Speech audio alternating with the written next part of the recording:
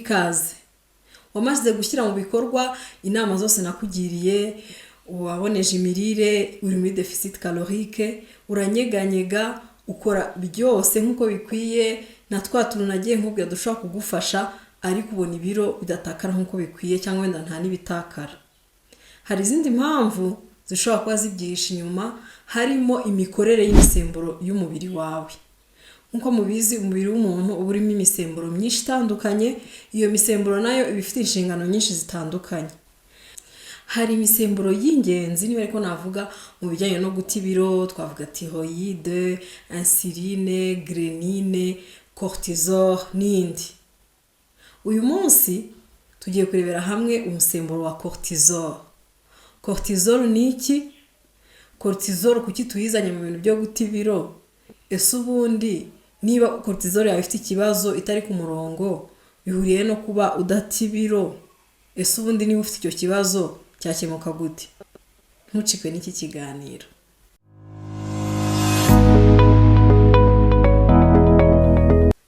Cortisol ni iki? Cortisol ni umusemburo ukorwa na glandes surrénales, izi ngizi zikaba ziri ku mpyiko. Uyu musemburo ukaba ushinzwe kumenyesha ubwonko ko umubiri utewe, kugira ngo utangire witegure, ushyireho ingamba zituma ubasha kwitabara. Narabikubwiye yuko umubiri ni systeme ikomeye cyane, yubatse neza, umuremyi rwose ibintu byose yarabiteganyije. Iyi cortisol rero twavuga yuko ari nka alarme imenyesha umubiri ko hari ikibazo kibaye.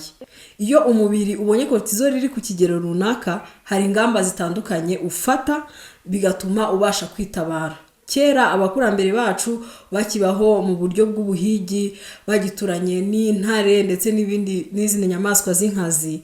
Iyi cortisol yo yabonaga haje inyamaswa y'inkazi, yahitaga ibwira ubwonko ko igihe cyo guhunga kigeze, kugira ngo ubwonko bukize umubiri. Noneho cortisol umubiri wabona igeze ku icyo kigero, ugategeka n'indi misemburo gukorwa kugira ngo ibi bigende neza. Aha twavuga nka adrenaline ituma umuntu agira imbaraga nyinshi kandi akabasha kwiruka cyangwa se guhunga mu gihe agize icyo kibazo. Ariko hari n'indi misemburo nka ghrelin ituma umuntu amenya yuko yahaze, agomba kurekeraho. Iyo ngiyo nayo yahitaga igabanuka kugira ngo umubiri umenye yuko akantu kose uri bubone ugomba kugafata, kuko hakenewe imbaraga zo kwitabara, kandi ntabwo tuzi igihe ibi byaduteye biri burangirire. Birumvikana na insuline nayo iyo cortisol izamutse, umubiri nawo uhita ubwira insuline ko isukari ikeneye mu mubiri, ko murabizi yuko isukari arizo mbaraga umubiri wacu ukoresha. Noneho isukari ikiyongera mu mubiri kugira ngo umubiri witegure kwiruka, witegure guhunga bya byago. Ibyo byose ni bimwe mu byo mvuze biba declenché na cortisol iyo izamutse ku kigero runaka. Urumva yuko atari biki, hari n'ibindi byinshi bihinduka, ubwo nagira ngo utaza kujya mu mateori cyane. Iyi cortisol rero bakunze kuyita ngo ni hormone ya stress. Iyo umubiri utewe cyangwa se ugize stress, iyi cortisol irazamuka. Mu gihe cya kera nari nkubwiye yuko iyo habaga haje inyamaswa y'inkazi, iyi cortisol niyo yahitaga ibwira umubiri ko watewe. Muri iyi minsi ya none nta nyamaswa z'inkazi duturanye nazo, abenshi muri twe, ariko n'ubundi cortisol irahari kandi ishinzwe kubwira umubiri ko utewe, ubwonko ko butewe. Muri iyi minsi rero intare zihari ntabwo ari za zindi z'imigara, ahubwo ni ibitekerezo byacu akenshi bituma umubiri wumva ko watewe kandi ugiye kujya mu byago, ibyo twita stress. Iyo rero umuntu agize stress, cortisol yo iriyongera kugira ngo noneho byandi narimaze kubwira byose bikurikireho umubiri witegure kwirukanka, witegure kwitabara. Turabizi rero ko iyo ugize stress ntabwo uba ukeneye kwirukanka kugira ngo witabare. Ya misemburo yose navuze n'indi yazamuwe cyangwa se yongewe, ya sukari yongewe mu mubiri, kandi nta ntambara ihari, ntacyo kwirukansa umubiri gihari, iguma aho ngaho igategereza ko ibukenerwe. Yabona idakenewe rero, ubwo nyine ikareba ukundi kuntu bigenza. Urumva niba ghrelin yawe yazamutse, ubwako urahita wumva ukeneye ibyo kurya, kandi noneho kuba ko umubiri ukeneye isukari nyinshi, bya byo kurya ukeneye ni birimo isukari ihagije kugira ngo za mbaraga nyine zikeneye kugira ngo umubiri witabare ziboneke. icyo gihe iyo izamutse rero uhita wumva ushaka. Noneho ikindi, ya sukari yazamutse mu mubiri kugira ngo ubashe kubona imbaraga zituma wiruka, nayo irahari, iri mu maraso, ntabwo wigeze uyikoresha ko ntabwo wirutse. Icyo gihe urabizi ko isukari izamutse mu maraso, insuline nayo ihitiza kugira ngo ya sukari iyifashe kugera mu maserire none umubiri ubashe kuyikoresha. Ariko irabikora, isukari ikajya muri ya maserire, hanyuma isukari ntikoreshwe, noneho za serire zikananirwa, ari nabyo biza kuvamo ibindi bibazo. Izi details tuzazijyamo nituba turi buganire ku musemburo wa insuline. Ibi ngibi rero iyo birangiye, uko ugize stress iyo mechanism yose igatangira, uko ugize stress icyo kibazo kikatangira, uko ugize stress ukayimaramo n'igihe kirekire, umubiri wawe ukaba uri muri standby mode, witeguye guhunga.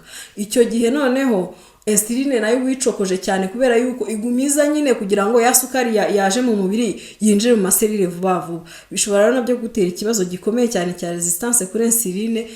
Insuline umubiri wawe ukora ikagomeza yiyongera bikazageraho urwagashya rwawe bikarurenga, rukayoberwa uko bigenze, ari nayo ndwara ya diabete tuzavuga mu buryo burambuye nituvuga ku musemburo wa insuline.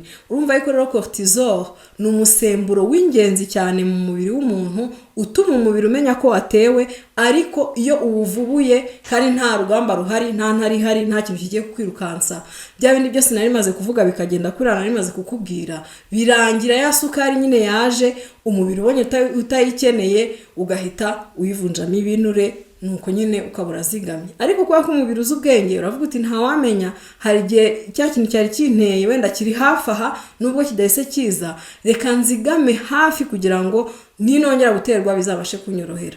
Ibinure rero akenshi bitewe n'izamuka rya cortisol, umubiri ubizigama ku gice cyo kunda, ukagira nyine mu nda hanini, hakaba hanini, kubera yuko iyo cortisol ariyo nyirabayazana yuko gukora ibinure nari maze kukubwira. Wenda nitugera ku ngaruka zayo uraza kumvamo no kugira ibinure kunda bituma nyine umuntu agira mu nda hanini. Dore bimwe mu bimenyetso bishobora kukubwira yuko umusemburo wa cortisol uri ku kigero cyo hejuru. Ndakubitsa yuko umusemburo urashobora kuwupima mu maraso yawe bakakubwira niba uri ku kigero cyagenwe cyangwa se niba uri ku kigero cyo hejuru cyangwa cyo hasi, noneho muganga ashingiye kuri icyo kizamini akakugira inama ikwiye yo gutuma iyi cortisol yawe ijya mu rugero rukwiye. Ariko wenda utarajya kwa muganga, hari ibindi bimenyetso ushobora gushingiraho ubona yuko cortisol yawe itameze neza. Icya mbere, hari kunanirwa gusinzira. Birumvikana niba umubiri wawe uri muri stress kandi ukeneye gukemura iyo stress, ugomba kuba uri maso. Ubwo rero umubiri wawe ukoresha uko ushoboye, ikijyanye n'ibitotsi ntikigaragare hafi, kugira ngo ube witeguye ya ntare niza uhite wiruka. Cortisol rero uko ikomeza kuzamuka, bituma nyine umubiri wumva yuko ibintu byo kuryama rwose bitari muri gahunda, ugahora nyine uri muri standby mode, cyangwa se uryamye amajanja nk'uko babivuga mu Kinyarwanda. Ibi rero ni bibi kuko urabizi yuko ukeneye kuryama ukaruhuka, kuko hari ibintu byinshi bikorwa iyo umuntu aryamye, harimo no kwisubiranya k'umubiri wawe. Ubwo rero niba ubura ibitotsi, wagenzura neza ukareba niba ntaho bihuriye na cortisol yawe ishobora kuba iri ku kigero cyo hejuru. Ikindi kintu gishobora kwereka yuko cortisol yawe iri ku kigero cyo hejuru, ukomeza kumva uhangayitse cyane, ukumva nyine ufite umuhangayiko udasanzwe, kuko birumvikana yuko rega umubiri wawe niba uzi ko utewe ugomba guhangayika, ntabwo ugomba kuba comfortable kubera yuko ugomba kuba witeguye kwiruka. Ubwo rero umuhangayiko uhoraho cyangwa se ukabije, urabizi ko bishobora kuvamo uburwayi. Ni imwe mu ndwara z'imitekerereze, za anxiety, ni indwara y'imitekerereze ikomeye ishobora kukurizamo ibindi bibazo. Ikindi kintu gishobora wenda gutuma utekereza ko cortisol yawe itameze neza, ushobora kumva ucitse intege kubera yuko umubiri wawe wakoze bya bintu byose nari maze kukubwira mu kanya, wazamuye isukari, wazamuye adrenaline, nta kintu cyabaye. Nyuma yaho retombe zayo zishobora kuba nyine gucika intege kubera za processes zindi navuze zo gusubira mu buzima busanzwe. Urumva umubiri urimo kubika ibinure, umubiri ntabwo ushaka gukoresha imbaraga nyinshi kubera yuko uzizigamiye. Urugamba rushobora gutangira hato na hato, bishobora kuba intandaro yo kumva ucitse intege. Ikindi, ubwonko bureka izindi gahunda zose zitihutirwa zikaba zihagaze zigiye muri pose kugira ngo witegure guhunga. Ibintu byo gutangira wenda gutekereza kwibuka ibintu runaka, hari igihe ubona gukoresha ubwonko muri iyo gahunda yo gutekereza ibintu wabubitsemo bitihutirwa, ukaba ushobora kuba ufite ikibazo cyo kwibagirwa. Ubwo rero niba ufite ikibazo cyo kutabona ibitotsi, niba ufite ikibazo cyo kumva ucitse intege, niba ufite ikibazo cyo kumva ufite umuhangayiko ukabije, niba ufite ikibazo cyo kumva ucitse intege cyangwa se ukumva udafite imbaraga,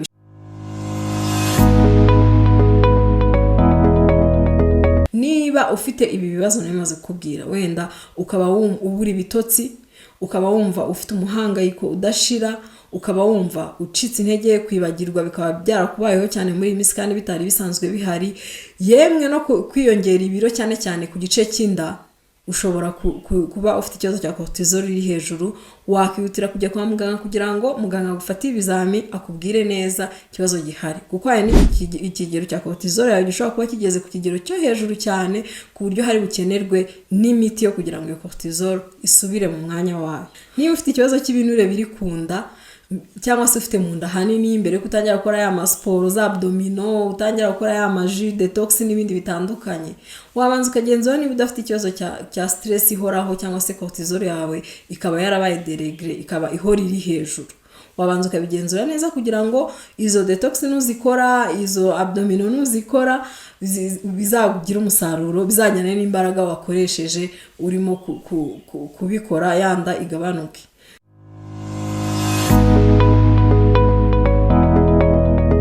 Niba wisanze mu bantu ushobora kuba bafite cortisol iri hejuru, nakugira inama yo kwihutira kujya kwa muganga. Nari maze kubikubwira, muganga wabyigiye akagupima akakubwira icyo wakora.